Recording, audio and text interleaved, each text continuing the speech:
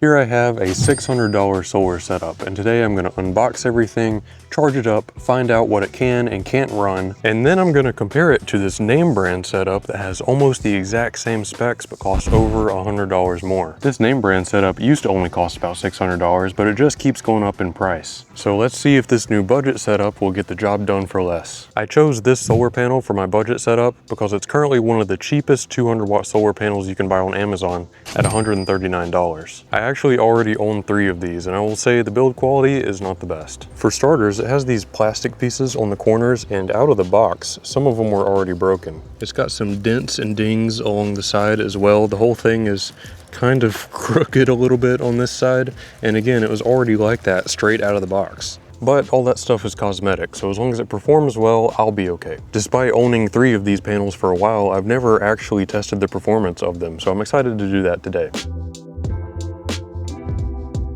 The power station I'm going to be using for this setup is the AFERY P180, which currently goes for $399, bringing our total up to about $540. I'm super excited to try out this power station because I already have an AFERY P310 and I love it. It has become my go-to power station for larger stuff like air conditioning and large tools. So we'll find out if the P180 is that good as well. Problem is, the P180 only costs about $40 less than the EcoFlow Delta 2, which is the name brand, top-of-the-line power station in this class. So we're going to compare them both later and see if the AFERY can keep up with the EcoFlow. The only other thing I had to buy was this cable, which has MC4 connectors on one end that will plug into the solar panel, and an XT60 plug on the other end that'll plug into the power station. The AFERY actually came with one of these cables in the box, but this one's kind of short. I wanted one that was a little bit longer. This cable was like $15, $20, bringing our grand total to around $560. The AFERY also comes with the charging cable that you can plug into your wall, the user manual, and a 5-year warranty. So let's turn the power station on.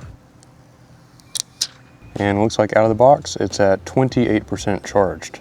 So to charge it with the solar panel, I'm gonna grab this cable I bought and plug it into the back of the solar panel. I'm gonna connect the positive from our cable to the positive on the solar panel, and then same thing with the negative side. Now we can set the solar panel out in the sun and plug the XT60 plug into the back of the power station.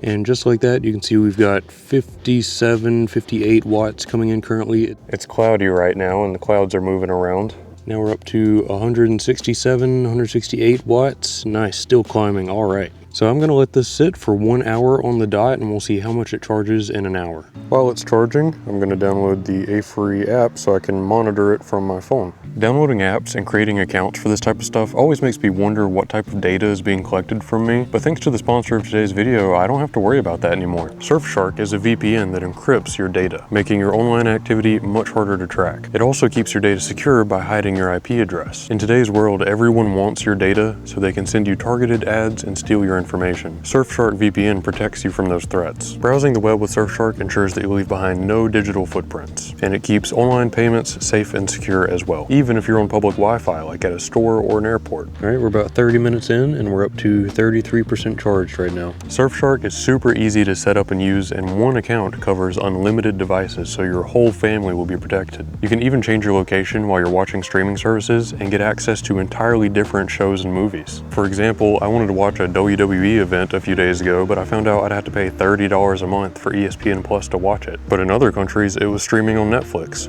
So I just went into SurfShark VPN, changed my location to like London, and then I was able to watch the event on Netflix. The best part is it's very affordable at just over $2 per month. And if you use the link in the description or use code What'sNext, you can get an extra 4 months for free. And there's a 30-day money-back guarantee if you don't like it. So please head over to surfshark.com/whatsnext, and thank you so much to SurfShark for sponsoring this video. It has now been exactly 1 hour since we started charging. It is still off and on cloudy, as you can see, so I think the solar was pretty inconsistent, but that got us up to 38%. As I mentioned, you can also plug the AFERY directly into the wall, so I'm gonna go ahead and plug it in and charge it up the rest of the way.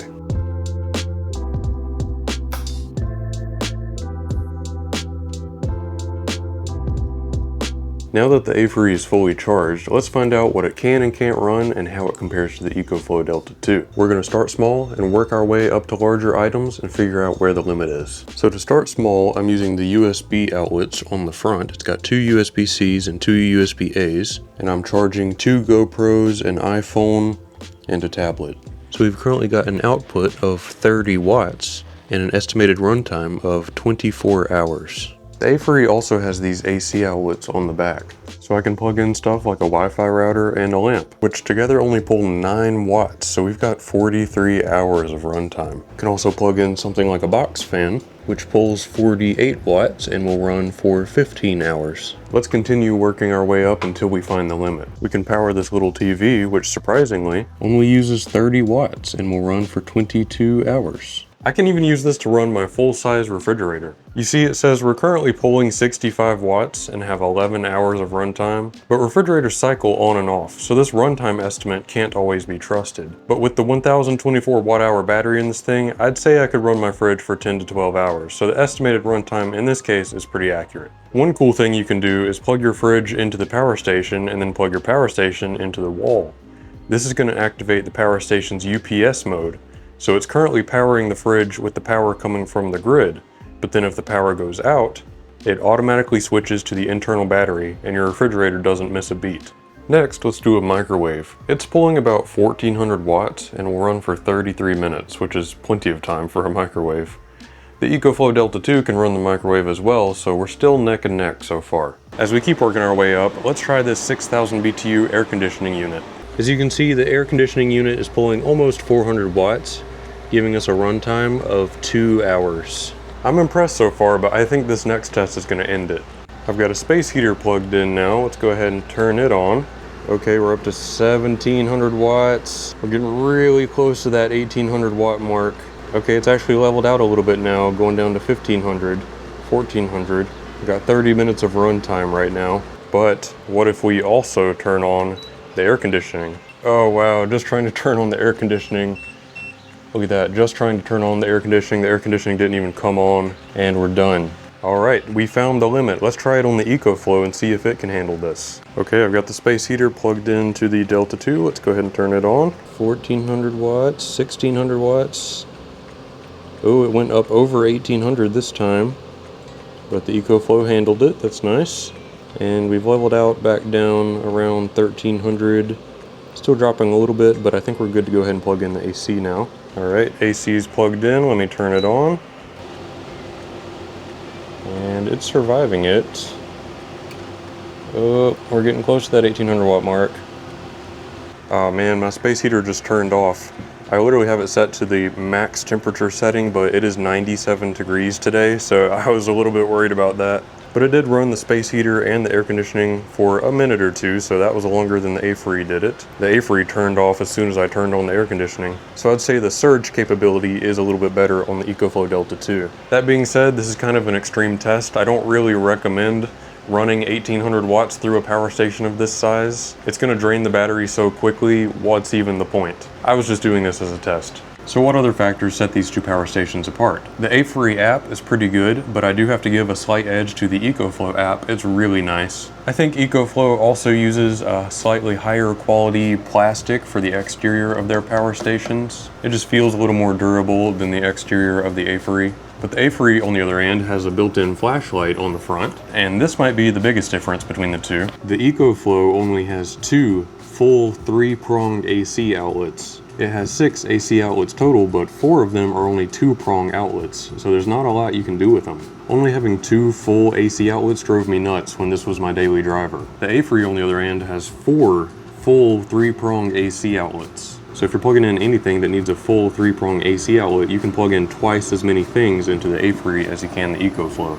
The EcoFlow does have 2 more USB-A ports, but I personally don't really use those, so I would rather have the 2 extra full AC ports on the AFERY. So is the EcoFlow worth $40 more? I'll leave it up to you. But I will say for the price, I think the AFERY packs a serious punch and has a lot of desirable qualities. So now that we've seen what both power stations can do, let's go back and compare the 2 solar panel options so you can determine for sure which setup is right for you. So as I mentioned, the 200 watt panel that I'm using for my budget setup is this one over here, which costs $139. This one that I'm using for my name brand setup is a 215 watt panel, and it's from CallSun. It costs about $100 more at $230. But this CallSun panel is bifacial, meaning it can receive sunlight from the front and the back. It also has this fancy anti-shading technology where even if one part of the panel is shaded, the rest of it still works fine. It's like 4 independent panels in one panel. I really love this panel, but is it worth the extra $100? I'm gonna plug both of them into this solar power meter. It's really cool. It's got MC4 connectors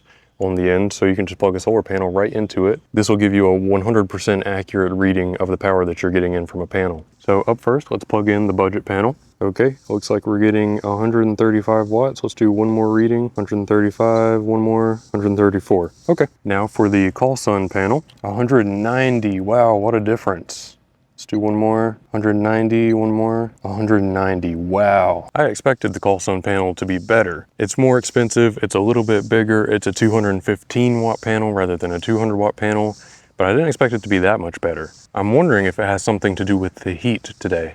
It's 97 degrees outside right now, and solar panels can overheat just like any sort of electronic device. If they get too hot, their performance decreases. I wonder if the more expensive call sun panel is better in higher temperatures. I bet the cheaper panel has a lower threshold to start losing performance whenever it starts getting hot. So I'll let you decide if that's worth the extra $100. In my opinion, I think it probably is. Also, just based on the build quality issues I've had with the cheaper one, I feel like this call sun one is gonna last a lot longer. So there you have it. Let me know which setup you prefer, or you could mix and match. You could do the call sun panel with the AFERY power station, or vice versa, the cheap panel with the EcoFlow. And if you like seeing videos like this, please subscribe. Make sure you hit the like button. Thank you again to SurfShark for sponsoring this video. Make sure you check out the link down below, and I'll see you in the next one.